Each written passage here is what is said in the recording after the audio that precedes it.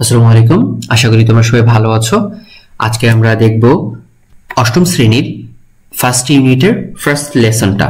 First লেসনে এখানে একটা গান আছে, সেটা হচ্ছে হাসন রাজার, এবং এখানে যে প্যাসেজটা আছে এই প্যাসেজটার ভিডিওটা অলরেডি আমরা আপলোড করেছি, সেটা দেখবে, তারপরে এটা দেখবে আর কি।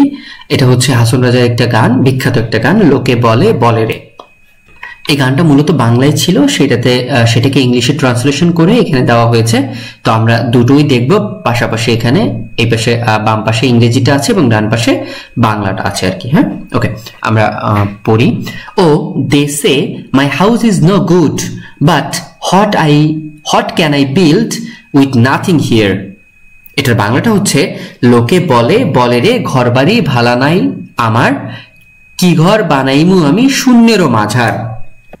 মানে এখানে হাসন রাজা বোঝাতে চাচ্ছে যে লোকে বলতেছে তার ঘরবাড়ি ভালো না, ঘরবাড়ি সুন্দর না, কিন্তু সে বলতেছে যে সবকিছুই তো আসলে ফাঁকা, আমার তো কিছুই নেই, এই শূন্যের মধ্যে আমি আসলে কি ঘর বানাবো।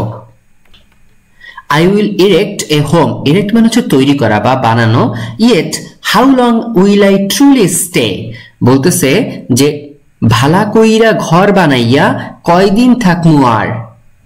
I gaze মানে হচ্ছে তাকানো, দৃঢ় দৃষ্টিতে তাকানো, into the mirror, noticing মানে লক্ষ্য করা, আর mirror মানে হচ্ছে আয়না। The strands of grey in my hair, strands মানে হচ্ছে চুলের গোছা। হ্যাঁ, যাই হোক, এটা হচ্ছে যে যেহেতু এটা ইংলিশে ট্রান্সলেশন করা, বাট এটা অ্যাকচুয়ালি তোমার বাংলায় তো আসলে এটা ছন্দ আকারে লেখা হয়, এই জন্য এটা একটু শুনতে বা এটা লেখাটা একটু এরকম আর কি। যেমন এখানে বলা হচ্ছে, ভালা কইরা ঘর বানাইয়া কয়দিন থাকমু আর, আয়না দিয়া চাইয়া দেখি পাকনা চুল আমার।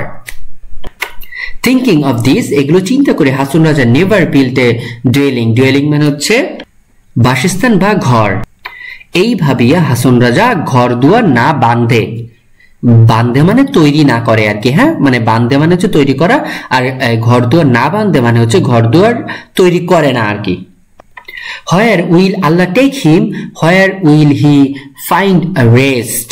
বলা হচ্ছে কোথায় নিয়া রাখবো আল্লাহ তাই ভাবিয়া কান্দে। বলা হচ্ছে এই ভাবিয়া হাসন রাজা ঘর দুয়ার না বাঁধে, কোথায় নিয়া রাখবো আল্লাহ তাই ভাবিয়া কান্দে। বলতেছে যে আল্লাহ মরার পরে বা আল্লাহ একটা মানে মৃত্যুর পরে তাকে কোথায় রাখবে সেইটা ভেবে সে কি করে, সে কাঁদতেছে বা কান্নাকাটি করতেছে।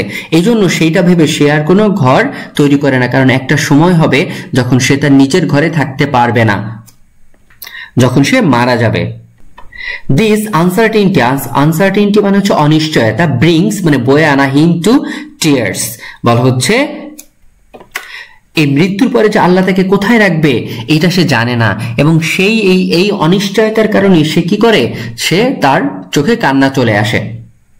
If only Hason Raja had known his days, এই লাইনের অর্থ হচ্ছে জানতো যদি হাসন রাজা বাঁচবো কতদিন। He would have painted his rooms in vibrant huge.